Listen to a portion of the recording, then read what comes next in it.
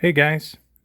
So I haven't done a video in a while, and I was motivated to do this one after I created a design and 3D printed it. Actually, I did a couple different things and printed them, and both turned out perfectly the first attempt. So that was exciting.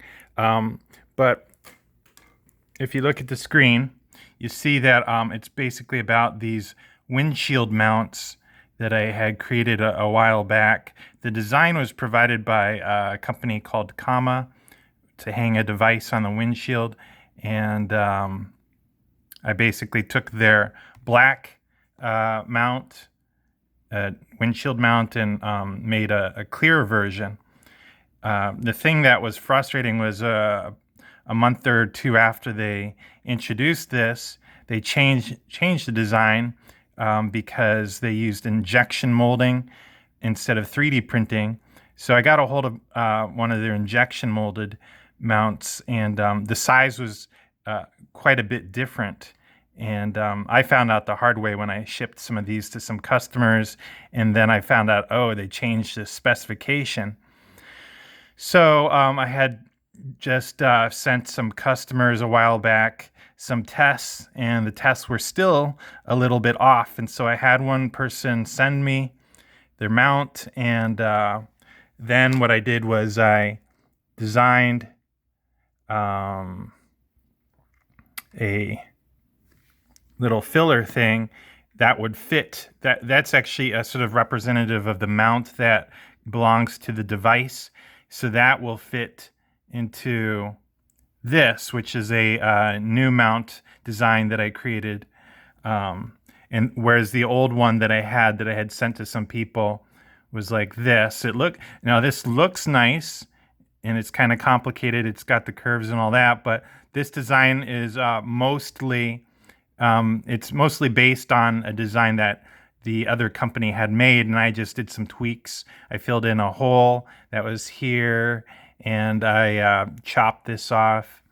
But the thing is, I was especially motivated after the first version had fallen off of my windshield after several months in the sun. So here's that. And it was coated with a clear paint that on the backside, you could see it actually sort of had this weird ripply kind of look to it. And I can tell that actually contributed to the bond being broken with the 3M VHB tape. So it's like a very high bond kind of foam tape. And it still stuck to the windshield, but it didn't stick to the 3D print. So I found that to be very interesting. And once again, I was very pleased with the outcome of my first attempt to get this stuff figured out. So I had first sort of drafted this up and put in some guess sort of specifications. Then once I had received this, I matched up the specs to what I measured with that. And I've gotten pretty good at measuring things such that it actually applies to what actually happens in the real world, because the guy who originally owned this, well, he still owns it technically. I'll send it back to him. But he bought a digital caliper, and I could tell his methodology for measuring wasn't quite right. And I told him, hey, send it to me because I'll measure it right. I'll get the specs translated into the design properly. Now, some interesting background story. I'm 43 now. When I was like 16, 17, I took a design and drafting for production class. I guess they called it DDP class in high school. And that was when this stuff was still very new, CAD and, drafting wasn't new, but the CAD aspect was. And that was pretty much the only formal training I've had on anything remotely like this. I haven't had training on this program. This is Autodesk Fusion 360, and no formal training on it. watched some videos. I asked one person for help. Thanks. Shout out to Chase/Brooke for their assistance at one point. So they helped at one point introduced me to the idea of mid planes or offset planes and doing some interesting stuff with that. But I've used some videos that I've watched to sort of help me figure things out. And that really helped me sort of get to where I am today. So here is what I printed the other day, and it has like a perfect fit. I'm like super pleased with how it fits here. Just a perfect amount of tension. Like you can see, it doesn't fall out very easily. It takes a lot of effort to get it to fall out. And basically, I knew that from all my experience with this, that if I made this windshield side mount about 0.1 millimeters oversized from what this was, then it would probably fit perfectly fine. And I'm able to do that because I'm using SLA 3D printing. Just so that you understand what SLA is, it stands for stereolithography.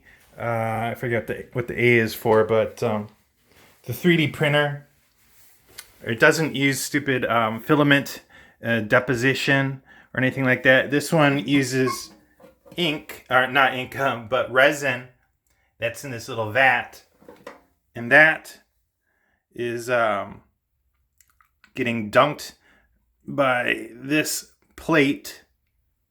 And so the 3D print actually prints onto this, and then it takes hours.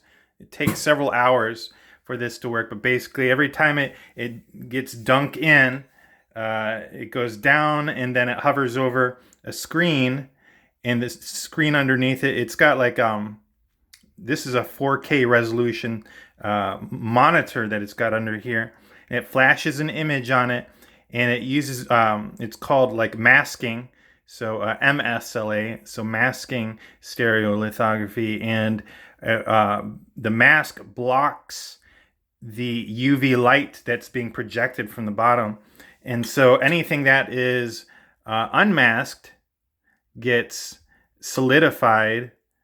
The resin is a UV reactive resin, so photopolymer resin, and I've made my own sort of combinations, mixing that along with colors. So made my own sort of a batch of color. And anyway, I'm very pleased with how all this works out.